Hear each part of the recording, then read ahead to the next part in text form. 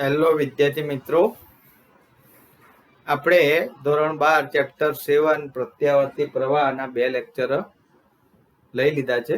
આજે ત્રીજું લેક્ચર છે. ત્રીજા લેક્ચરમાં આપણે ઇન્ડક્ટરને લાગુ પાડેલા એસી વોલ્ટેજ અથવા તો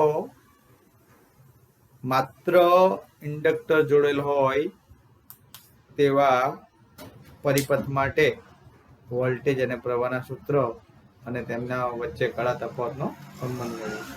તો ઇન્ડક્ટરને લાગુ પાડેલ એસી વોલ્ટેજ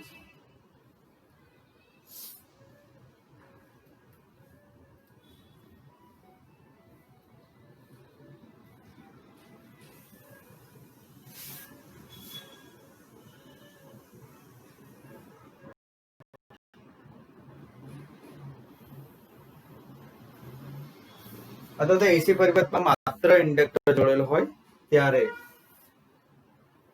વોલ્ટેજ અને પ્રવાહ વચ્ચેનો સંબંધ. તો આપણે પરિપથ દોરીએ.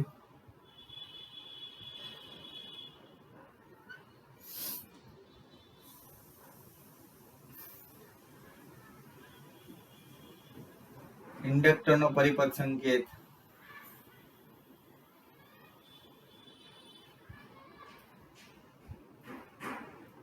એસી વોલ્ટેજ V બરાબર Vm sin omega t. Inductor L. તો આકૃતિમાં એસી પ્રતિષ્ઠાન V બરાબર Vm sin omega t સાથે ઇન્ડક્ટર જોડેલ છે. હવે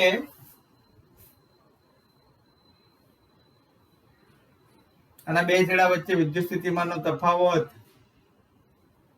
VL બરાબર minus L di by dt અને આનો વિદ્યુત સ્થિતિમાનનો તફાવત V એટલે V બરાબર કિર્ચોફના બીજા નિયમ મુજબ વિદ્યુત સ્થિતિમાનનો તફાવત Vm sin omega t. આના બે છેડા વચ્ચે વિદ્યુત સ્થિતિમાનનો તફાવત અને આના બે છેડા વચ્ચે વિદ્યુત સ્થિતિમાનનો તફાવત L di by dt small I લઈશું. આપણે ટેક્સ્ટબુકના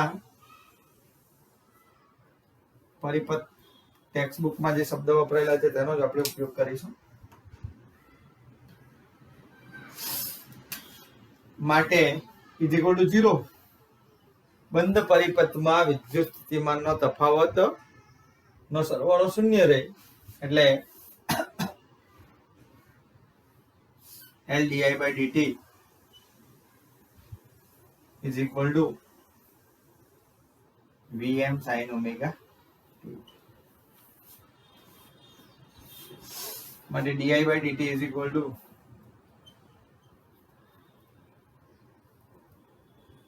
Vm upon L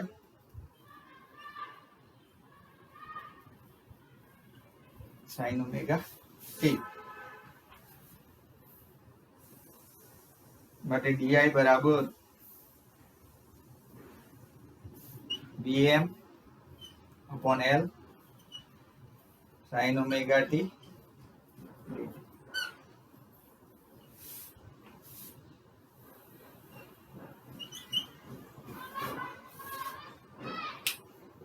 અહીં લાગુ પાડેલ વોલ્ટેજ V બરાબર Vm sin omega t છે અને આપણે સમીકરણ 1 આપી દઈએ. V બરાબર Vm sin omega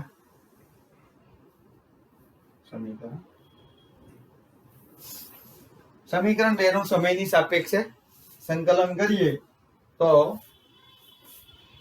I બરાબર બંને બાજુ સંકલન કરીએ di is equal to Vm upon L અચળ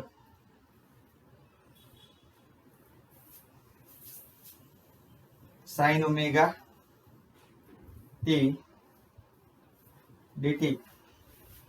તો di નું સંકલન I થશે. I Vm upon L sin omega T નું સંકલન, સાઇન નું વિકલન કોસ, તો કોસ નું સંકલન સાઇન, કોસ નું વિકલન માઇનસ સાઇન, એટલે સાઇન નું સંકલન માઇનસ કોસ ઓમેગા ટી, અને ઓમેગા ટી નું વિકલન ઓમેગા પ્લસ અચળાંક અથવા તો અચળ. હવે ટી બરાબર 0 સમયે જો આપણે કિંમત મૂકીએ તો ટી બરાબર 0 સમયે વોલ્ટેજ 0 એટલે પ્રવાહ પણ 0, એટલે ટી બરાબર 0 સમયે I is equal to 0.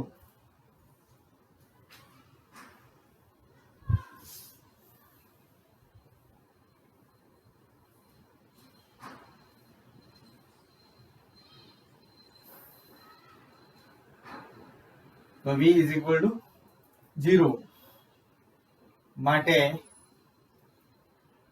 અચળાંક કેવો મળે? શૂન્ય મળે. t બરાબર 0 સમયે I બરાબર 0, તો વોલ્ટેજ આપણને શૂન્ય મળે, એટલે અચળાંક કેવો મળે છે? 0 મળે છે. માટે I બરાબર minus Vm upon omega L cos omega T.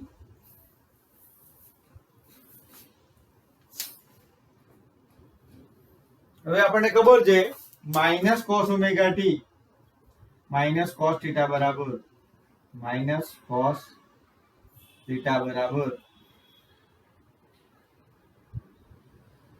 Sign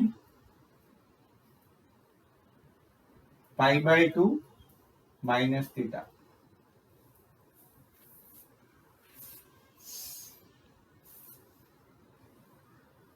π/2 minus theta, sine π/2 minus theta પહેલું ચરણ, પહેલા ચરણમાં કોસ ધન, એટલે અહીંયા પણ માઇનસ આવશે. સાઇન π/2 માઇનસ થીટા પહેલું ચરણ, સાઇન π/2 માઇનસ થીટા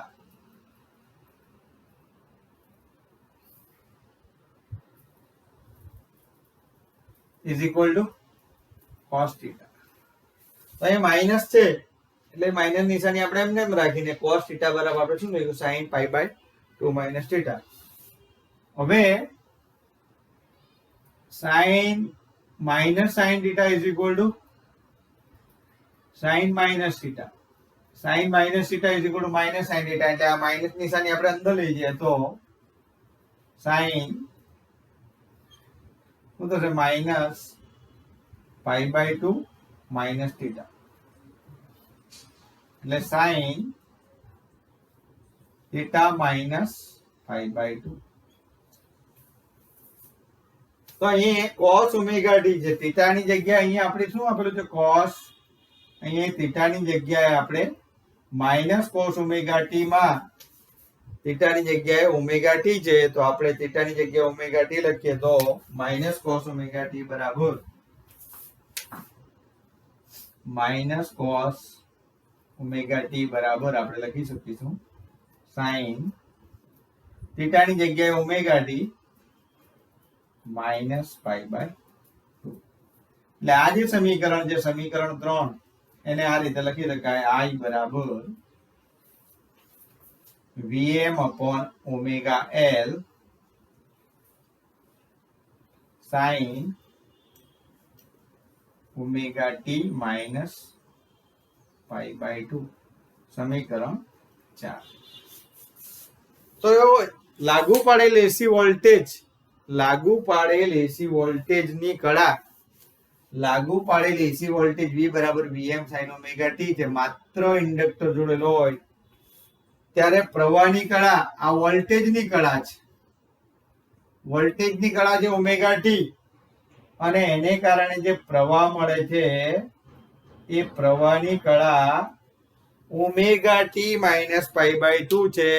વોલ્ટેજની કળા ઓમેગા ટી છે, જ્યારે પ્રવાહની કળા ઓમેગા ટી માઇનસ π/2 છે.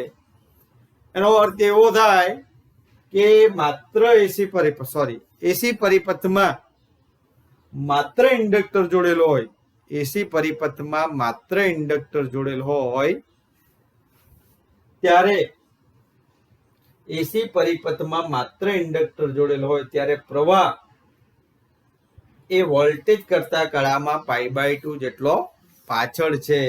આની કળા ઓછી છે એટલે પ્રવાહ એ વોલ્ટેજ કરતા કળામાં π/2 જેટલો પાછળ છે.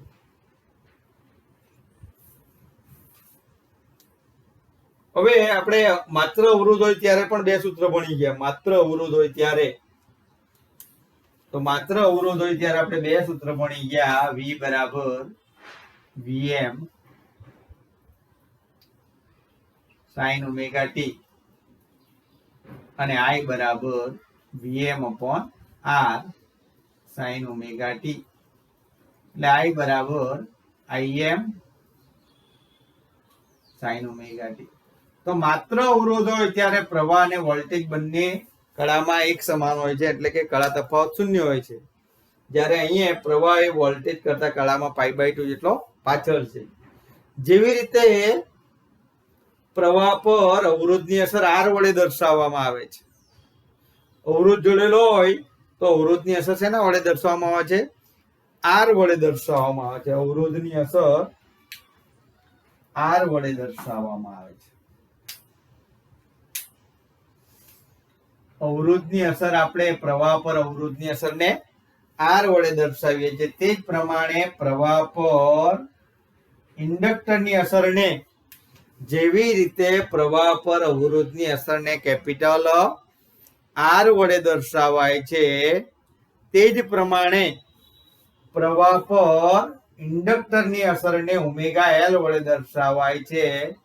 આ વાહકનો અવરોધ છે, જ્યારે આ ઇન્ડક્ટરનો અવરોધ છે. ઇન્ડક્ટરનો અસરકારક અવરોધ. તો ઇન્ડક્ટરનો અસરકારક અવરોધ જેને ઇન્ડક્ટરનો ઇન્ડક્ટિવ રિએક્ટન્સ કહે છે, જેને XL વડે દર્શાવાય. XL બરાબર ઓમેગા L ઇન્ડક્ટરનો ઇન્ડક્ટિવ રિએક્ટન્સ કહેવાય. અને ઇન્ડક્ટરનો ઇન્ડક્ટિવ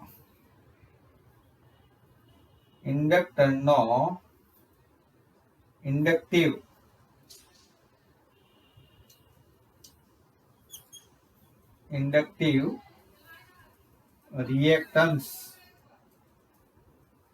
ઇન્ડક્ટરનો ઇન્ડક્ટિવ રિએક્ટન્સ કહે છે, જેને XL વડે દર્શાવાય છે. તો આનું એકમ ઓહમ હોય છે. આ ઇન્ડક્ટરનો અસરકારક અવરોધ. ઇન્ડક્ટરનો અસરકારક અવરોધ છે. તો અવરોધની અસર R વડે દર્શાવાય છે, જ્યારે ઇન્ડક્ટરની પ્રવાહ પરની અસરને ઓમેગા L વડે દર્શાવાય છે. તો આનો એકમ ઓહમ થાય. ઓમેગા L નો એકમ ઓહમ થાય. તો ઓમેગા L એ ઇન્ડક્ટરનો અવરોધ છે. તો આપણે બે સૂત્રો જોઈએ. V બરાબર Vm sin ઓમેગા t અને I બરાબર Vm upon L. તો Vm upon ઓમેગા L બરાબર Im પણ આપણે દર્શાવી શકીએ. તો આ સમીકરણને આ રીતે પણ લખી શકાય. આ સમીકરણ છે એને આ જે સમીકરણ છે એને આ રીતે લખી શકાય. I બરાબર Im sin omega t minus π/2. જ્યાં Im બરાબર Vm upon ઓમેગા L.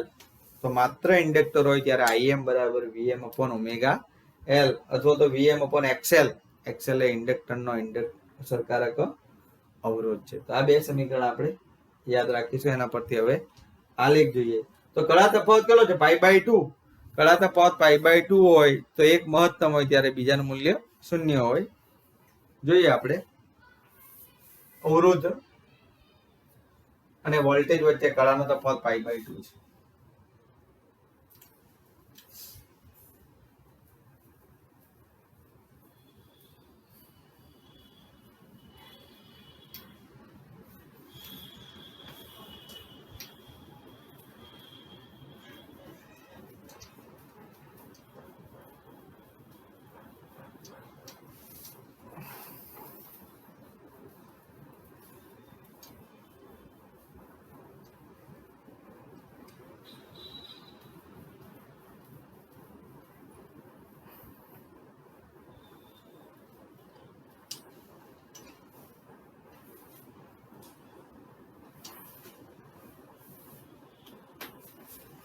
તો આપણી પાસે બે સૂત્ર આવી ગયા છે. એક v બરાબર vm sin ઓમેગા t અને બીજું છે i બરાબર vm upon omega l sin omega t minus pi by 2. તો એ કળા તફાવત પાઈ બાય 2 છે વોલ્ટેજની કળા ઓમેગા t છે, જ્યારે પ્રવાહની કળા omega t minus pi by 2 છે. તો વોલ્ટેજનો આલેખ દોરીએ અને તેમના ફેઝર ડાયાગ્રામ પણ આપણે દોરીએ. તો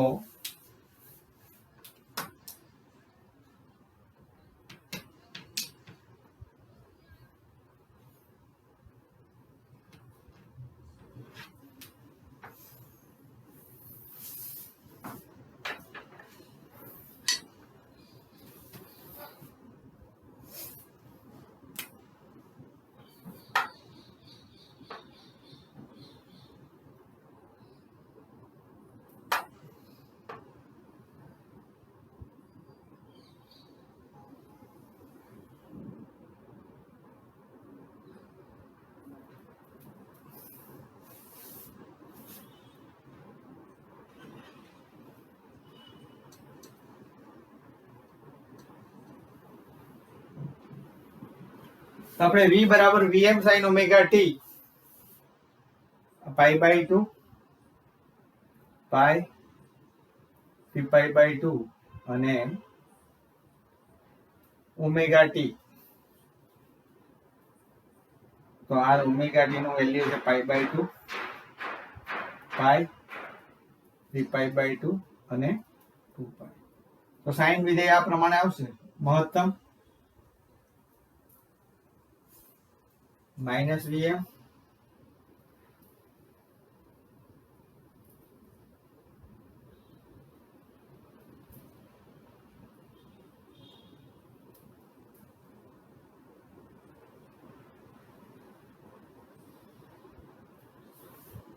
તો આ વોલ્ટેજ નો આલેખ થયો.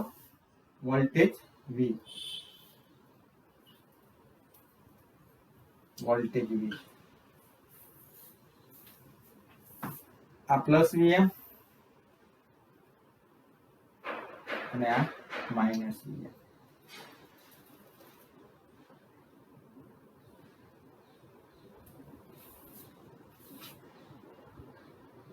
પ્રવાહ તો અહીંયા t બરાબર 0 મૂકીએ તો sin minus pi by 2 omega t અને બીજું સૂત્ર આવું થશે i બરાબર minus vm upon omega l cos omega t. તો t બરાબર 0 મૂક્યા તો ઓમેગા t બરાબર 0 મૂકીએ તો cos 0 બરાબર 1 એટલે માઇનસ im માઇનસ im બરાબર છે. તો ઓમેગા t બરાબર આપણે જો 0 મૂકીએ અહીંયા તો ઓમેગા t બરાબર આપણે માઇનસ cos ઓમેગા t આવું સૂત્ર થાય આના પરથી.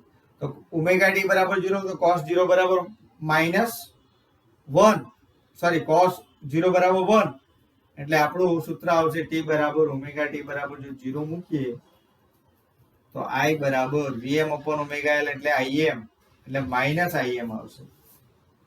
આ માઇનસ im અને આ પ્લસ im. તો જ્યારે પ્રવાહ શૂન્ય હોય ત્યારે વોલ્ટેજ મહત્તમ હોય. તો વોલ્ટેજ નો આલેખ આપણે આ પ્રમાણે દોરીએ. આ વોલ્ટેજ પ્રવાહનો આલેખ.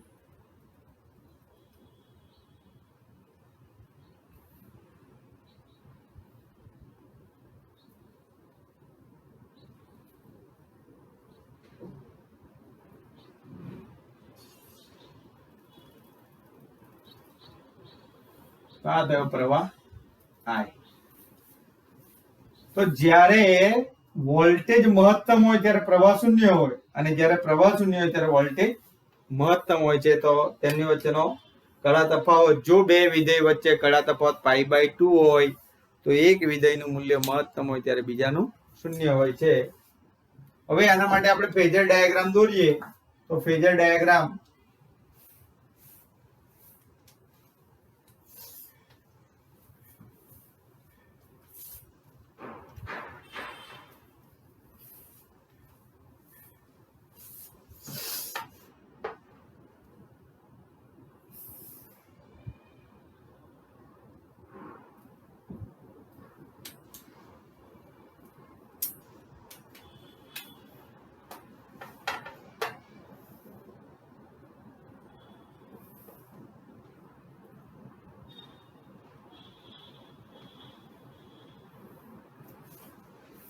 વોલ્ટેજનો ફેઝર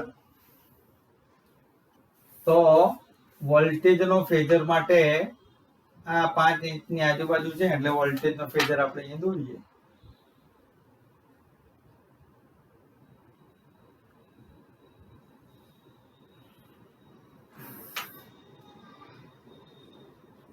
તો આ જે V છે શું બતાવે છે? વોલ્ટેજનો ફેઝર જે x અક્ષ સાથે ઓમેગા ટી જેટલો કોણ રચે છે અને પ્રવાહનો ફેઝર ઓમેગા ટી માઇનસ કોઈ ટી સમયે વોલ્ટેજનો ફેઝર છે. હવે પ્રવાહની કળા π/2 જેટલી પાછળ છે એટલે બે વચ્ચેનો ખૂણો કેટલો થશે? π/2. આ બે વચ્ચેનો ખૂણો π/2 થશે. તો આ જે સદિશ છે ઘૂમતો સદિશ, આ જે ઘૂમતો સદિશ છે એ કોને રજૂ કરે છે? I, કેપિટલ I એ ખરેખર તો આ સદિશ V છે. સદિશ V એ V ને રજૂ કરે છે. આનું મૂલ્ય Vm છે અને આનું મૂલ્ય Im અથવા તો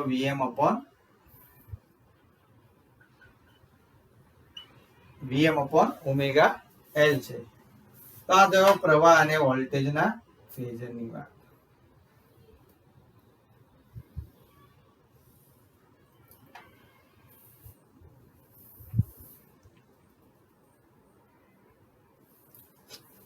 તો અહીંયા કળા તફાવત વોલ્ટેજની કળા ઓમેગા ટી છે જ્યારે પ્રવાહની કળા ઓમેગા ટી માઇનસ π/2 છે. ઓમેગા ટી π/2 જેટલો પાછળ છે એટલે બે વચ્ચેનો ખૂણો π/2 થાય છે. તો આ રીતે આપણે ફેઝર દ્વારા દર્શાવી શકીએ. હવે સરેરાશ પાવરની વાત કરવી છે તો એ સરેરાશ પાવર આપણે નેક્સ્ટ લેક્ચરમાં સમજાવીશું.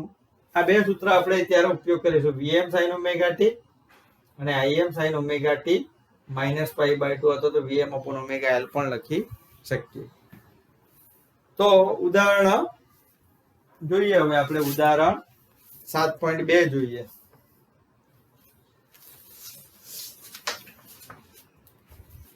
તો અહીંયા આપણે જોઈએ કે એક જણ વોલ્ટેજ જ્યારે મહત્તમ છે ત્યારે પ્રવાહ. આને જો આપણે સમયના સ્વરૂપમાં દર્શાવીએ તો આવર્તકાળ t છે, આ t/2 છે અને આ t/4 છે, આ 3t/4. તો સમયના સ્વરૂપમાં પણ આપણે એવું કહી શકીએ કે પ્રવાહ એ વોલ્ટેજ કરતા શું છે? આવર્તકાળના 1/4 ભાગ જેટલો પાછળ હોય છે. 1/4 ભાગ જેટલા પાછળ હોય છે.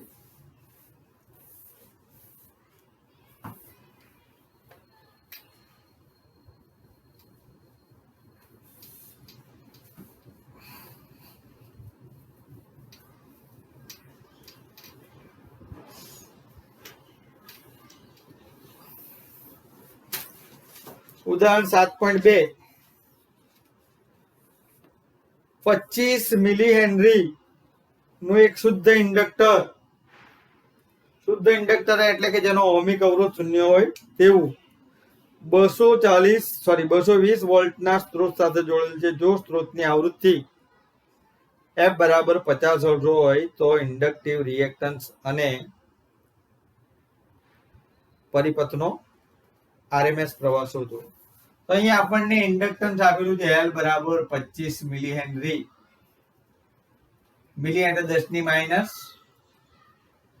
10⁻³ હેનરી એફ અથવા તો ન્યુ લખવામાં થોડી તકલીફ પડે એટલે આપણે એફ જ રાખીશું.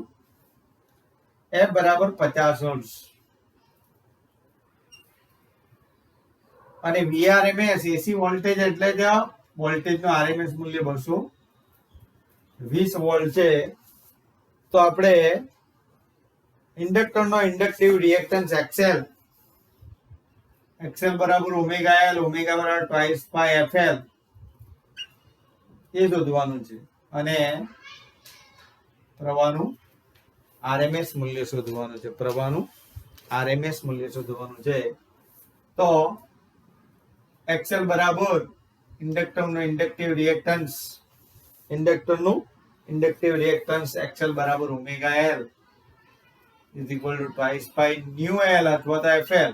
ન્યુ લખે તો પણ ચાલે ને એફ લખે તો પણ ચાલે. 2 × 3.14 × એફ બરાબર 50 એલ બરાબર 25 × 10⁻³ તો કેલ્ક્યુલેટરનો ઉપયોગ આપણે કરીએ તો 2 × 3.14 × 50 × 25 78 50 × 10⁻³ એટલે 7.85 ઓહમ. 7.85 ઓહમ. પરિપથમાં આરએમએસ પ્રવાહ શોધવા એટલે IRMS is equal to VRMS upon XL. VRMS upon R, પણ આર બરાબર શું છે? એક્સએલ. અવરોધ તરીકે અહીંયા એક્સએલ છે, બરાબર છે. માત્ર અવરોધ હોય તો આપણે કેપિટલ આર લખવું પડે, ઓહમિક અવરોધ લખવો પડે, પણ ઇન્ડક્ટરનો અવરોધ કેટલો છે? એક્સએલ. તો 220 ભાગ્યા 7.85 તો 220 ભાગ્યા 7.85 બરાબર 28 એમ્પિયર.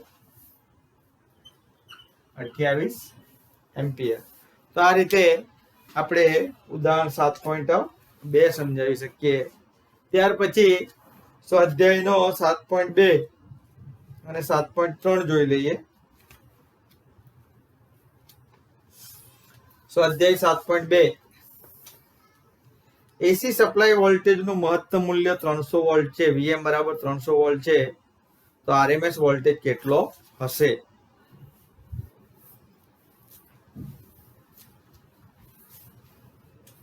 આ તો ઉદાહરણ 7.2. હવે આપણે સ્વાધ્યાય 7.2 જોવાનું છે.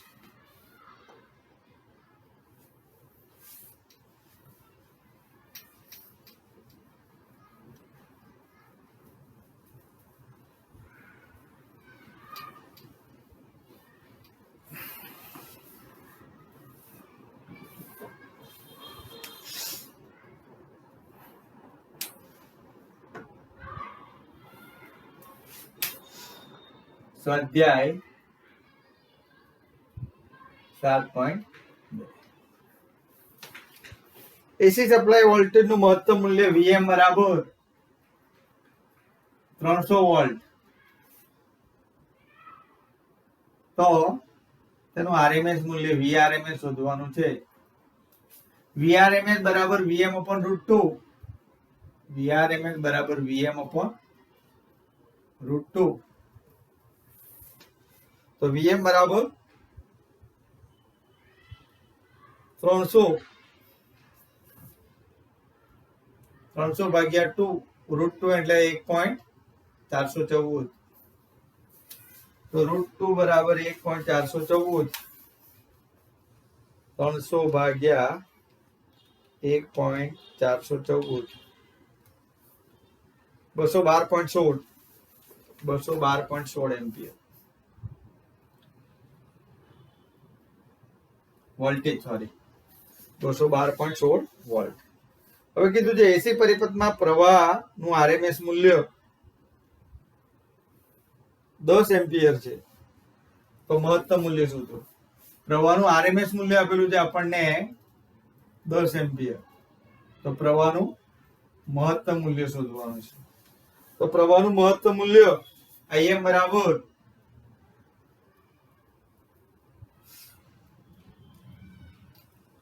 √2 IRMS બરાબર Im upon √2 બરાબર 1.414 ગુણ્યા 10 એટલે 14.14 એમ્પિયર. 14.14 એમ્પિયર. તો આ રીતે આપણે સ્વાધ્યાય 7.2 ગણી શકીએ. ત્યાર પછી આવે છે સ્વાધ્યાય 7.3.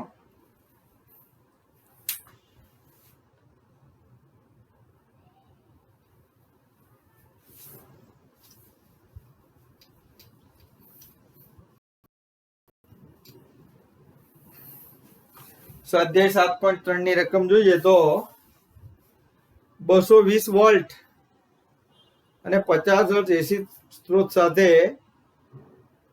44 મિલી હેનરી નું ઇન્ડક્ટર જોડેલ છે. પરિપથમાં પ્રવાહનું આરએમએસ મૂલ્ય શોધો. 220 વોલ્ટ એટલે એસી વોલ્ટેજ એટલે વીઆરએમએસ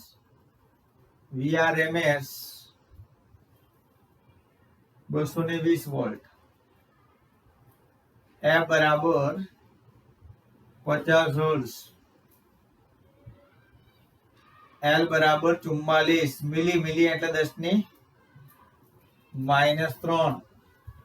બસ milli henry 44 milli henry inductor જોડે. પરિપથમાં પ્રવાહનું આરએમએસ મૂલ્ય IRMS શોધવાનું છે. IRMS VRMS upon omega L. VRMS omega એટલે ટ્વાઇસ પાય FL. માત્ર ઇન્ડક્ટર જોડેલ છે એટલે માત્ર ઇન્ડક્ટર જોડેલ તો ઇન્ડક્ટર નો જ અવરોધ લાગે. બરાબર છે. તો IRMS નું સૂત્ર આપણને મળી ગયું. IRMS VRMS upon ટ્વાઇસ પાય FL. VRMS બરાબર 220, 2 પાઈ બરાબર 3.14, F બરાબર 50 અને L બરાબર 44 ગુણ્યા 10⁻³ તો 220 50 ગુણ્યા 2 એટલે 100 એટલે 10⁻⁴ 3.14 44. તો 220 ને આપણે 220 નહીં પણ આ ઉપર જાય એટલે 222 થાય. 2200 ભાગ્યા 44 2200 ભાગ્યા 44 ભાગ્યા 3.14 તો 15.92. તો આ રીતે આપણે સ્વાધ્યાયનો 7.3 પણ દાખલો ગણી શકીએ. વિદ્યાર્થી મિત્રો, આજના લેક્ચરમાં આપણે અહીં સુધી રાખીએ. આવતા લેક્ચરમાં વધારે ચર્ચા કરીશું. Thank you very much.